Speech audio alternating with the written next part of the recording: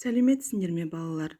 Сауат ашу 490 29 сабағымызды бастаймыз. Бүгінгі сабақта дені саудың жаны сау тарауы бойынша денсаулық зор байлық, заттың атын білдіретін сөздер атты тақырыппен танысамыз. Бұл сабақта сен берілген сюжетті сурет бойынша шағын әңгіме құрап айтасың. Заттың атын білдіретін сөздерді ажыратып сұрақ қоясың. Денсаулық зор байлық. Балалар, денсаулық зор байлық дегенді қалай түсінеміз? Денсаулық ол күлуің, көңіл күйің жадырай. Денсаулық ол жүруің, ешбір жерің ауырмай. Балалар, біз дұрыс тамақтансақ, дұрыс ұйықтасақ, жаттығумен айналыссақ, біздің көңіл күйіміз дұрыс болады. Ешбір жеріміз ауырмайды, міне денсаулығымыз жақсы болады. Бізді қоршаған әлемде әртүрлі заттар бар. Сол заттардың атын білу үшін кім, кімдер, нелер деген сұрақтар қоямыз. Кім деген сұрақ бір ғана адамға қойылады, ал кімдер деген сұрақ екі немесе одан да көп адамдарға қойылады. Не деген сұрақ бір ғана затқа қойылады, ал нелер деген сұрақ екі немесе одан да көп заттарға қойылады.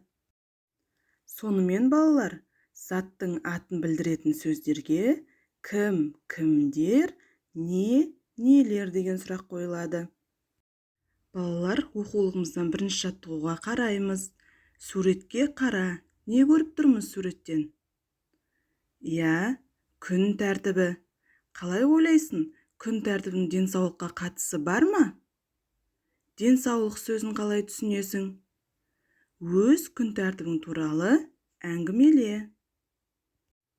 Келесі, екінші жаттығу. Мәтінді түсініп оқы.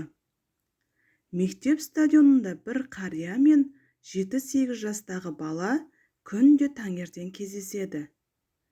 Қария түрлі жаттығулар жасайды. Арасында жүгіріп те қояды. Ал бала болса, тек итін қыдыртып жүреді.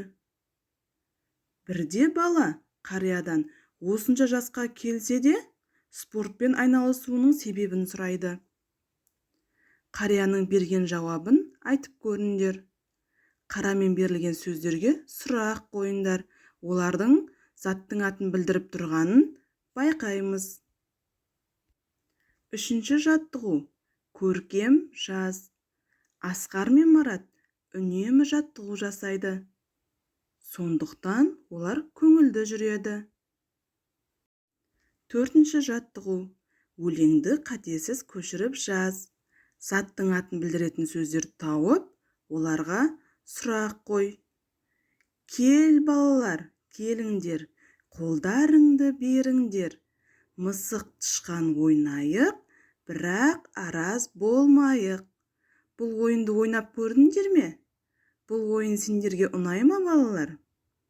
Бет әлпетіңді өлең мазмұны бойынша өзгертіп, әртүрлі көңіл күйді көрсетіңдер. Оны үйдегілер тауып көрсін.